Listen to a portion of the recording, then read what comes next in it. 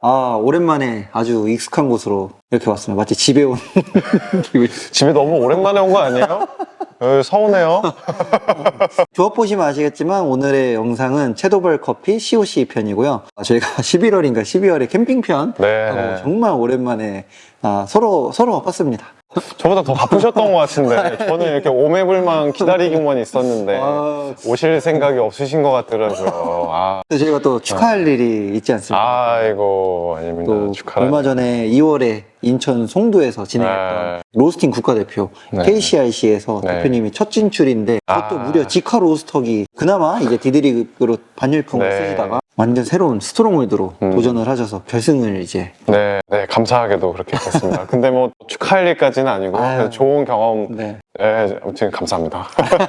저희가 또 오랜만에 무슨 얘기를 할까 고민하다가 저희가 또 컨셉이 그래도 커피 한 잔 마시면서 커피 이야기 하는 건데 또 대표님께서 카페를 이제 무려 8년 이상 운영을 하셨고 저 같은 경우도 이제 카페에서 일도 해봤고 또 커피 전문지 이제 마케터로서 이제 7년 정도를 일을 해왔다 보니까 이 카페 일 참 쉽지 않다. 그 이야기를 한번 대표님과 솔직하게 얘기해보면 어떨까 싶어서 준비해봤고요. 그럼 오늘 COC 시작하겠습니다. 시작해보시죠.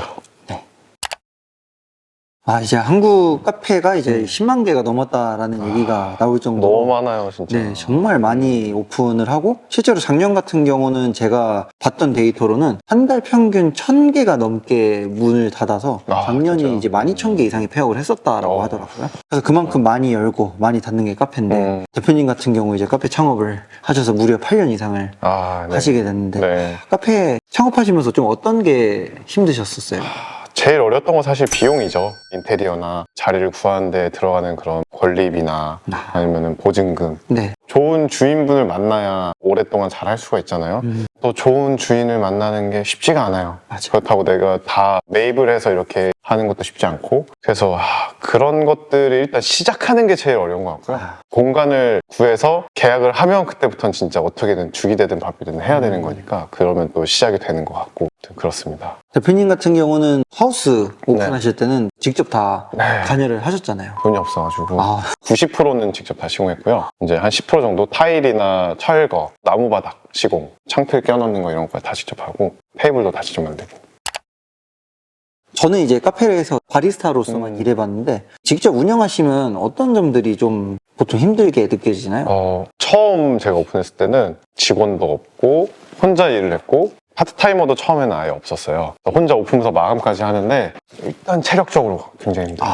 그리고 정신적으로 좀 피폐해질 수 있는 게 내 개인 생활이 아예 없어져요. 오직 매장에만 매달려 있어야 되는 게 사실 제일 힘들었고 그런 게 체력적으로 부하가 걸릴 때 정말 힘들었어요. 또 어려웠던 거는 내가 무언가를 하고 싶을 때 메뉴를 만들거나 이럴 때 같이 의논할 사람이 없는 거예요. 정말 오롯이 혼자 고민을 하는 게 제일 외로운 싸움이지 않았나 생각이 들어요. 이게 조사에서도 보면은 외식업 중에서도 혼자서 1인이 제일 오랫동안 일하는 게 카페더라고요. 1인이 운영을 하고 12시간 이상 운영을 하는 게 많아서 어떻게 보면 또 개인 일이라는 게 다들 나름의 워라밸도 잘 챙기고 싶고 내 사업이니까 그렇게 하고 싶은데 막상 내 걸 열었더니 워라밸은커녕 나의 삶도 없어지게 되는 되게 아이러니한 상황이 워라밸은 일단 포기해야 됩니다. 진짜 워라밸은 포기해야 되고 진짜 제가 어땠냐면요. 처음에 6평짜리 조그마한 데를 오픈하고 낮에는 학교에서 근무하고 저녁에만 열었었는데 거기가 좀 잘 돼서 나중에 23평짜리 단독주택으로 확장 이전을 해서 거기서 본격적으로 시작을 한 거예요.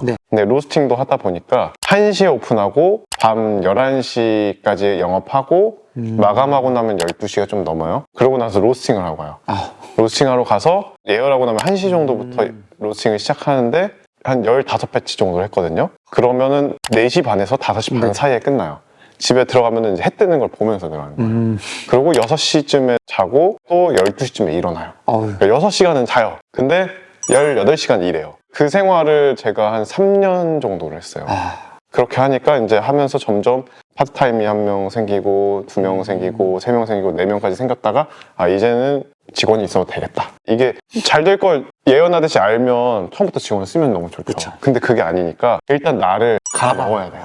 그러다가 이게 충분히 감당될 정도다가 됐을 때 채용을 할 수 있는 거죠. 그때까지 버티는 게 정신적으로 또 신체적으로 굉장히 고단했던 그런 기억입니다. 원래 제일 좋은 구조라는 게 운영자는 진짜 운영에 초점을 맞추고 일하는 사람은 따로 있어야 된다라고 보통 얘기들을 하는데 사실 그게 카페에선 정말 힘든 게 현실적인 문제잖아요. 물론 뭐 돈이라는 게 투자해야지 그 이상을 벌 수 있다는 얘기도 많이들 하지만 사실 카페 하시는 분들 중에 애초에 자금이 여유 있으신 분들보다 정말 타이트하게 예산을 잡고 들어가신 분들이 많고 그런 분들이 일을 시작했을 때는 어쩔 수 없이 나를 갈아놓는 방법밖에 없고 근데 그러지 않으면 잘 될 수가 없어요. 그렇게 안 하니까 다 망하는 거거든요. 그렇게 안 하고 광고하고 그렇게 안 하고 채용하고 내가 좀 편하고면서 돈을 좀 벌 수 있지 않을까? 아, 절대 그거는 큰 오산입니다. 아, 짠이라는 그런 분들 카페 하시면 안 돼요. 1년에 12,000개 망한다 그랬잖아요. 네. 작년에. 그 12,000개 중에 하나가 꼭 될 겁니다. 대표님이 6평에서 시작해서 이제 네. 하우스로 넘어가셨고 네. 그러면서 이제 운영이 어느 정도 힘을 이제 얻기 네. 시작했는데 카페 하시는 분들이 이제 많이들 체감은 하시잖아요. 아, 카페가 많이 열고 많이 망한다. 근데 이게 정확하게 수치로 보면은 대략적으로 70% 정도의 카페가 3년 안에 망하고 있거든요. 사실상 남은 30%도 9년쯤 되면은 이제 한 명밖에 안 남습니다. 사실 대표님은 이제 같이 대표님 오픈하셨을 때 10명이 있었으면 지금 대표님만 남으신 거예요. 그게 이제 카페에서 생존의 확률인데 또 한편으로는 이게 지금 잘 된다고 방심할 수 없는 게 카페잖아요. 맞아요. 대표님 같은 경우는 약간 그래도 어느 정도 흐름을 타셨을 때 좀 어떤 식으로 운영을 하셨었나요? 직원을 처음 채용해야겠다라는 결심이 섰을 때 내가 앞으로 계속 하려면 로컬 카페로서만 나오면 안 되겠다라는 생각을 했어요. 그래서 그때 리브랜딩이라는 걸 했어요. 로고도 새롭게 만들고 이곳에 자리 잡은 분위기나 이런 게 어떤 거였는지 고객들이 저한테 바라는 게 뭔지 그리고 제가 하고 싶은 게 뭔지 교집합은 뭔지 이런 고민들이 시작이 됐죠. 그거를 이제 정립을 한 6개월 정도에 걸쳐서 리브랜딩을 다시 하고 이제 그거에 맞춰서 매뉴얼화 해갔던 것 같아요. 그냥 제 느낌대로만 사실 지금도 제 느낌대로 하는 거긴 한데 3년 반 정도까지는 진짜 정말 제가 이거 해볼까? 좋을 것 같아. 그러니까 좋을 것 같아 였었고 리브랜딩을 딱 하고 4주년 정도부터는 제가 해야 되는 것, 해야 되는 내용, 해야 되는 키워드, 써도 되는 컬러 이런 것들을 매뉴얼화를 시켰던 것 같아요.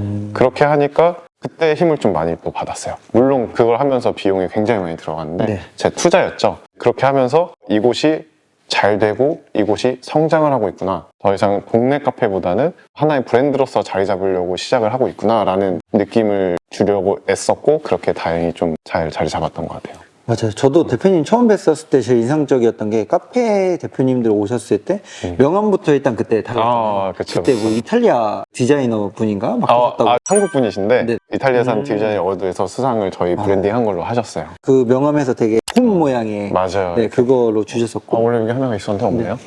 YM 좋아하시는 분들은 YM 하면 딱 하나 떠올리실 거예요. 무조건 주황색. 주황색 보면 이제 자동 반사거든요.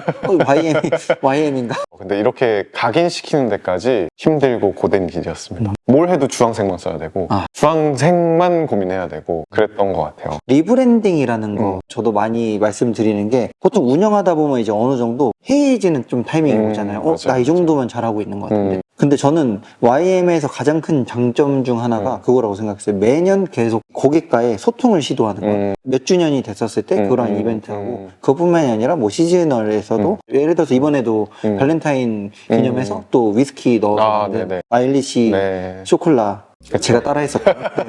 사실 카페 갔을 때 변화하지 않으면 제 기준에서도 그런 생각 들거든요.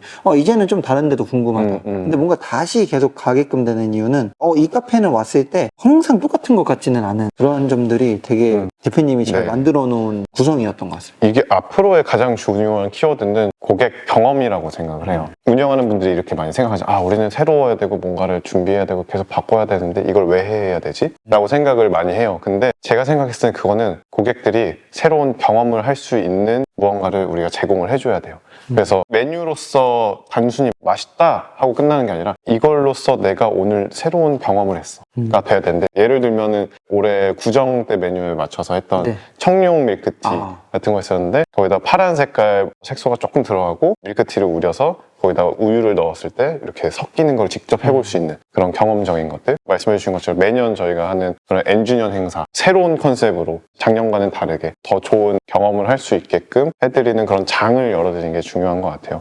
이제는 맛있어서만 찾아가는 카페는 지속 가능성이 조금씩 계속 떨어지지 않을까 감히 좀 예상을 해봅니다. 그 부분은 제가 진짜 명확하게 얘기할 수 있는 게 맛으로만 경쟁하려고 하는 거는 커피에선 사실 쉬운 일이 아니라고 생각해요. 그리고 대중 대중들이 선호하는 맛이 명확하게 존재하다 보니까 스페셜티 커피 그리고 솔직히 이제 잘하는 분들 너무 많습니다. 네, 많죠. 네. 그래서 이게 맛을 포기해라 이런 건 절대 맞아요. 아니에요. 네. 맛있어야 돼요. 무조건 맛있어야 돼요. 기본이니까. 네, 맛있어야 되는데 이걸로 너가 고객들한테 무슨 경험을 주고 무슨 메시지를 줄 그쵸. 건데에 대한 고민이 들어가야 되는 것 같아요. 맞아. 단순히 이제 예쁘고 맛있는 시대는 좀 끝난 느낌이 납니다. 그러니까 결국엔 그러한 것은 기본으로 두되 고객들이 우리 매장에 와서 경험을 할 수 있는 특별한 게 있어야지. 와야 되는 네. 이유가 있어야 되잖아요. 되게 재밌는 게 뭐냐면 제가 이걸 CS 교육할 때도 항상 말하는 건데 좋아하는 카페 어디예요? 라고 물어봤을 때 어디요? 저는 좋아하고 자주 가요. 거기 커피 맛이 어때요? 라고 물어봤을 때 네. 구체적으로 어떤 커피가 어떤 맛이 나고 어떠한 컵노트에 이런 커피여서 저는 좋아요 라고 대답할 수 있는 사람이 바리스타여도 정말 없어요. 단순히 맛있다라는 인식만 가지고 있기 때문에 그쵸. 사실상 그곳에서의 좋은 경험이 맛있다라는 경험으로 연결되기도 하거든요. 제가 무슨 말 하는지 잘 모르겠지만 네. 내가 갑자기 3,000%로 빠졌습니다. 저에게 YM을 왜 가냐면 거기에 조용민이 있기 때문에. 제가 YM을 왜 운영하냐면 홍준기가 오기 때문에. 처음에 매장 준비할 때 연신내 커피 하우스를 준비할 때 돈이 없으니까 직접 인테리어 해야 되잖아요. 그때 저는 패기 넘치는 20대였기 때문에 내가 하면 다 좋아 라는 생각으로 돈이 없지만 난 다 할 수 있어 라고 생각하고 직접 인테리어 다 한다 생각하고 진짜 그러고 했어요. 네. 근데 정말 울면서 했어요. 네, 시공을 다 90% 이상 직접 하다 보니까 네. 4개월 반이 걸렸어요. 아버지랑 둘이 붙잡고 막 제가 아버지한테 막 엄청 예민해가지고 신경질적으로도 하고 해서 그렇게 아껴서 했는데도 그때 당시 인테리어에 들어간 비용만 한 5천만 원 들어갔거든요. 맡겼으면은 거의 한 8, 9천 원 했을 것 같아요. 그게 근데 좀 많은 그 양분이 돼서 98 매장 할 때도 이제 그때는 반셀프로 그렇게 했던 기억이 납니다. 그래서 다시는 하고 싶지 않습니다. 사실 같은 내 매장이어도 그렇게 됐을 때 애정이 더 다를 것 같고 그러다 보니까 애정을 들인 이 매장의 유지를 위해서도 솔직히 약간 에너지를 남들보다 더 많이 쓸 맞아요. 수밖에 없을 것 같아요. 그 공간에 있는데 너무 행복한 거예요. 전 지금도 가면 너무 행복하거든요. 내가 내 공간의 만족도가 높아야 손님들도 그 행복을 같이 나눌 수가 있습니다. 맞아. 제가 말씀드리고 싶은 거는 꼭 초반에는 투자를 많이 해서 하지 마시고 작게 직접 인테리어를 해보세요. 그래서 나중에 정말 본격적으로 투자해서 해도 예를 들어서 인테리어 업체랑 미팅을 할 때 굉장히 좀 도움이 많이 됩니다. 말 그대로 그 호갱이 되지는 않을 거예요. 저도 이제 카페에서 일할 때 저는 해외였지만 가끔씩은 이제 좀 힘든 손님도 오고 좋은 손님도 왔었는데 또 한국에서 사실 서비스업이라는 게 제일 힘든 게 결국에는 고객 응대잖아요. 대표님 혹시 그런 좋았던 분들이나 힘들었던 분들도 계시나요? 두 개를 동시에 주신 분들이 꽤 많으세요. 진짜요? 네, 왜냐면은 저희 매장은 또 밖에서 안 보이고 찾아오다 보니까 저희는 진짜 진상이라는 분들이 정말 없거든요. 길 가다 들어오는 게 아니다 보니까 술 취해서 오시는 분도 거의 없어요. 근데 간혹 가다 이제 처음 오셨는데 약간 까다로운 분들은 좀 있어요. 그래서 자기 취향이 너무 확고하고 자기가 바라는 게 정말 확고하게 있어요. 그러면은 그걸 아무렇지 않게 요구를 하시거나 그런 분들한테 할 때 팁을 하나 드리자면 예를 들어서 그런 거예요. 무언가를 요청하셨어요. 근데 내가 이거를 해줘야 되나 말아야 되나라고 고민이 될 수 있어요. 근데 괜히 해주기 싫을 수도 있어요. 왜 이래? 약간 이렇게 생각할 수도 있거든요. 근데 저는 그러지 않았던 것 같아요. 왜냐면 저분도 한 분의 소중한 손님인데 내가 내 친구나 내 가족들이 왔을 때 손님들이 있어도 그렇게 충분히 해줄 수 있는 거면 저분한테도 당연하게 해줄 수 있어야 된다 라고 생각하기가 좀 편하더라고요. 그래서 그렇게 대했더니 그분들의 마음이 열려요. 그러면 그분들은 다른 데 못 가세요. 그리고 저도 그다음부터는 너무 편해져요. 저도 있는 그대로 말씀드리는 게 그분도 편하고 저도 편하거든요. 바리스타 저희 팀원들이 지금 정직원이 8에 파트가 3명인데 똑같이 얘기하는 게 저희 YM에 오시는 분들은 고객층이 너무 좋다. 비단 좋은 분들이 와서가 아니라 내가 좋게 대우를 해드리면 그게 서로 주고받는 그런 에너지인 것 같아요. 아까도 말씀드렸는데 조용민이 그곳에 있기 때문에 저희 이렇게 오랜만에 COC 카페 일 정말 쉽지 않다 한번 얘기 나눠봤는데 사실 진짜 얘기하자고 하면 너무 길죠? 그럼요. 밤새도 가능하죠 진짜. 언제 나중에 이렇게 사람들 초대해가지고 온라인 토크 이런 거 쉬지 않고 지쳐서 누가 나가나. 카페란 살아남았기에 강한 것이지. 그렇죠. 진짜로 마지막으로 정말 꼭 해드리고 싶은 말씀은 잘 돼서 이기는 게 아니라 끝까지 버텨야 이게 살아남는 사람이 이긴 거예요. 정말 힘들고 느껴지고 그만해야 되나라고 이렇게 고민하시는 분들이 계실 텐데 그런 분들 끝까지 하면 좋은 날 꼭 오고 잘 되는 날 꼭 옵니다. 파이팅!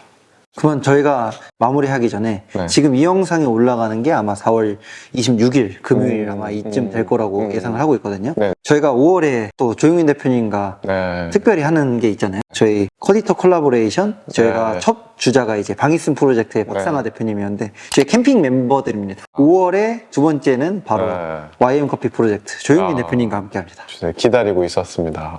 언제 하나 오매불망 또 기다리고 있었는데 방이슨 프로젝트에서는 봄을 맞이해서 그쵸. 약간 플로럴한 커피들을 준비했는데 저희는 5월이잖아요.